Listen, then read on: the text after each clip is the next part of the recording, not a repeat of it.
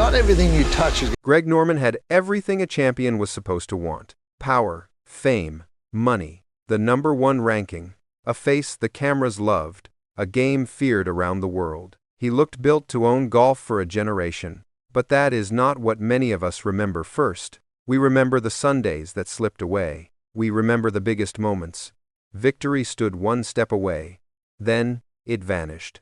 We remember a man strong enough to control a tournament, yet unable to quiet the pressure when history was watching. And that was only the first fall. After the trophies came heartbreak, public criticism, a new war that divided golf itself. Even in old age, Greg Norman did not leave quietly. He walked into another storm. So who was he really? A legend who changed the game, a giant haunted by one weakness, or a man shaped and wounded by the same instinct that made him great?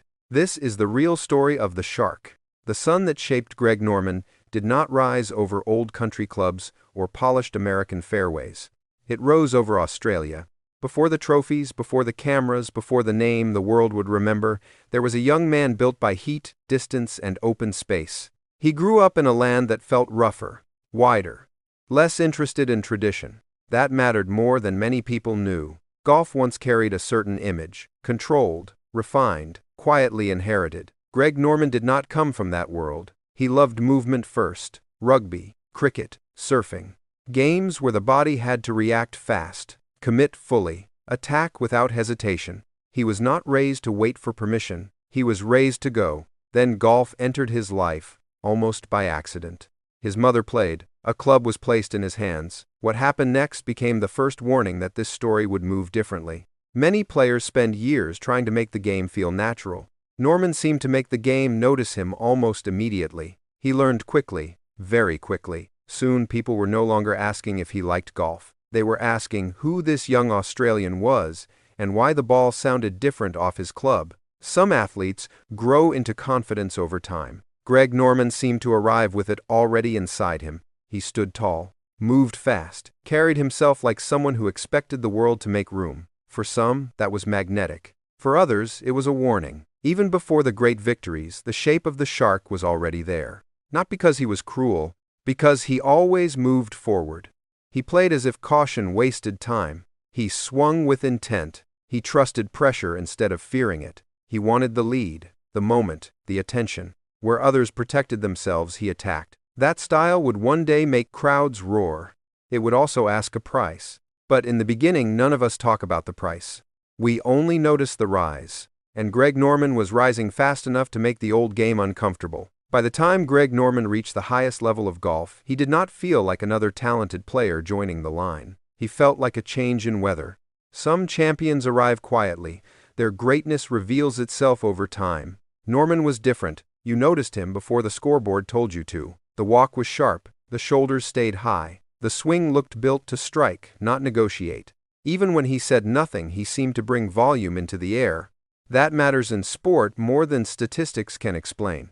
Pressure is not only what a player feels. Sometimes, pressure is what a player creates in everyone else. Greg Norman created plenty of it. Victories began to stack up across the world. Week after week, season after season, his name returned to the top of leaderboards until it felt natural there. Then came the ranking that tells the game who rules the moment. #1. And he did not visit that place briefly. He lived there for 331 weeks. In a sport where confidence can disappear between one swing and the next, that kind of control is rare. It means talent. It means discipline.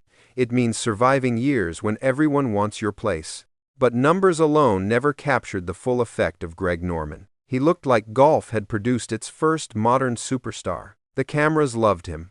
Sponsors wanted him. Fans admired the force of him. Rivals knew that if he got momentum early, the day could become very long. Then there were the major championships where reputations stopped being theory. He lifted the Open Championship twice. Once in the 1980s, once again in the 1990s. Different eras. Same name. He won big events in America and beyond. He collected trophies most players only dream about touching. From the outside, it seemed simple. The Shark had taken the ocean. But greatness has a strange habit.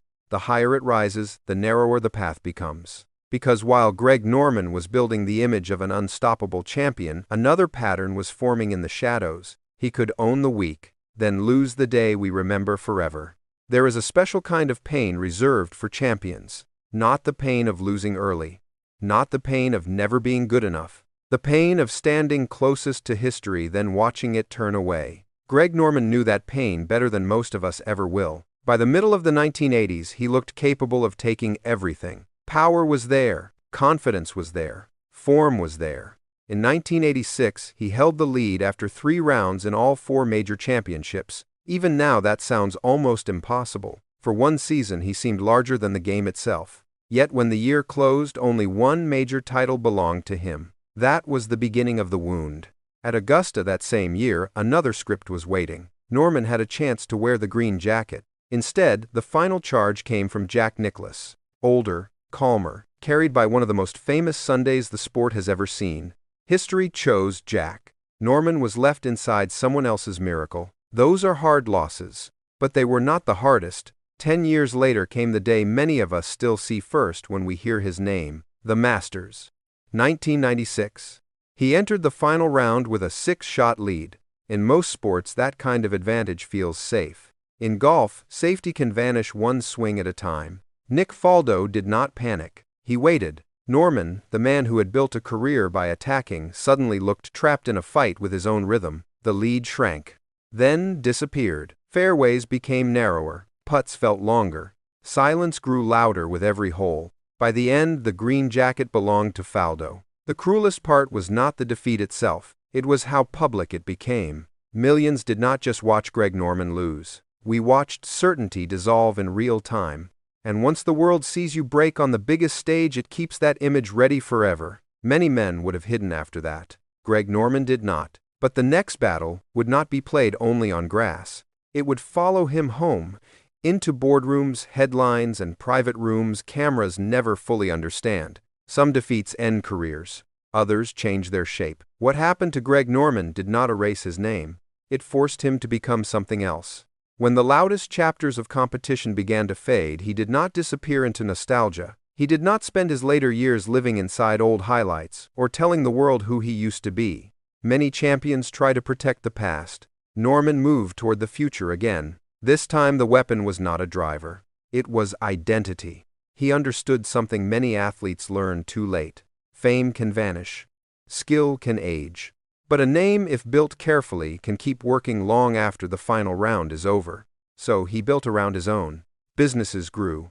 Apparel, wine, real estate, investments, design. The same force that once chased trophies now chased scale. Greg Norman became more than a former golfer. He became a company. Then there were the golf courses. Across continents, new fairways carried his imprint. Land was shaped, bunkers carved, horizons framed for players he would never meet. There was something poetic in that. A man once judged by single Sundays was now creating places where thousands of other Sundays would be played. That does not happen by accident.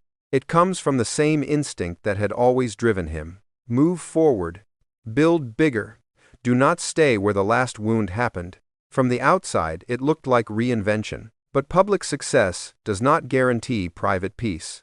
The cameras still knew his name.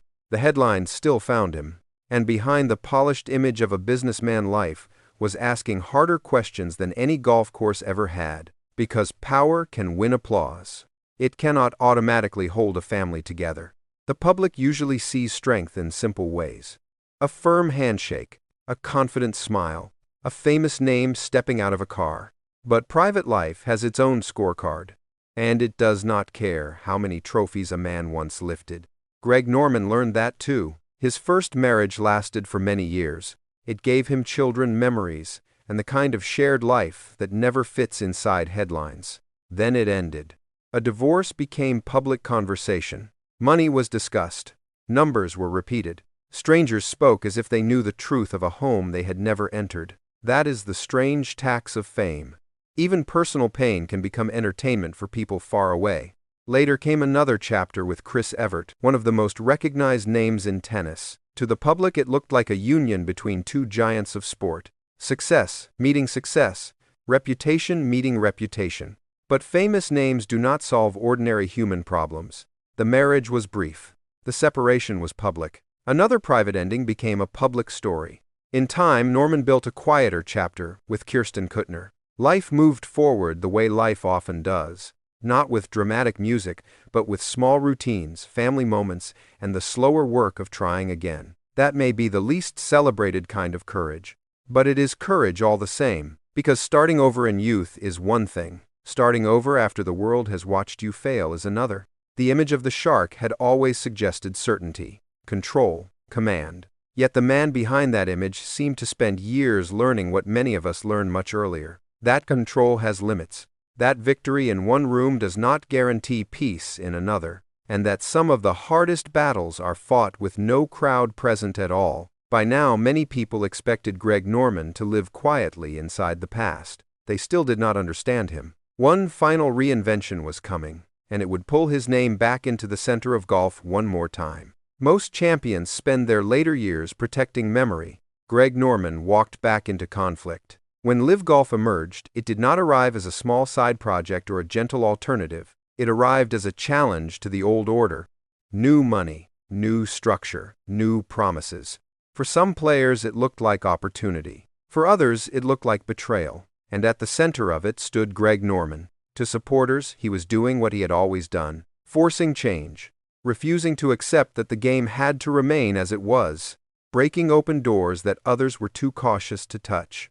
To critics, he had become the face of division, a legend using his name to deepen a civil war inside golf. The reactions were fierce. Television panels argued. Former players chose sides. Fans split apart. Rory McIlroy became one of the most visible voices against the movement. Headlines grew louder than fairways. For younger men, this might have been another career gamble. For Greg Norman, now older and long past the years when he needed attention, it revealed something deeper. He still could not live passively. Some people age into comfort. He aged into another storm. That choice carried consequences. Public criticism returned. Old opinions hardened. New controversies followed. Even people who once admired his playing days now spoke of him through politics, money, and conflict instead of golf. In time, leadership changed. Another executive stepped into the role. Norman moved out of the front chair. But stepping away is not the same as disappearing. Whether people praised LIV Golf or condemned it, his fingerprints were on one of the biggest disruptions the modern game had seen. And perhaps that was fitting. Because Greg Norman had never been built for a quiet ending. He was built to disturb the water. So after all the wins, all the losses, all the money, all the headlines, what exactly remains of the shark? What remains of Greg Norman cannot be measured by one trophy, one collapse, or one controversy. That is why he still matters. Some men leave behind clean stories. A beginning, a triumph, a graceful goodbye. The public understands where to place them. Their names become comfortable, easy to summarize. Greg Norman never gave us that kind of ending. He was too successful to be dismissed, too wounded to be simple, too ambitious to fade, too controversial to be remembered in only one way. Yes, he won, more than almost anyone of his era. Yes, he lost in ways the world never forgot. Yes, he built businesses, shaped courses, stayed visible, and stepped into arguments many retired stars would avoid. But the deepest truth of his life may be smaller and more human than all of that. He showed us how heavy greatness can become. From far away, success looks clean. A trophy in sunlight, a smile beside applause, a name on top of a list. Up close, it can ask for more than people see. It can demand control when life refuses to be controlled. It can reward aggression, then punish the same instinct later.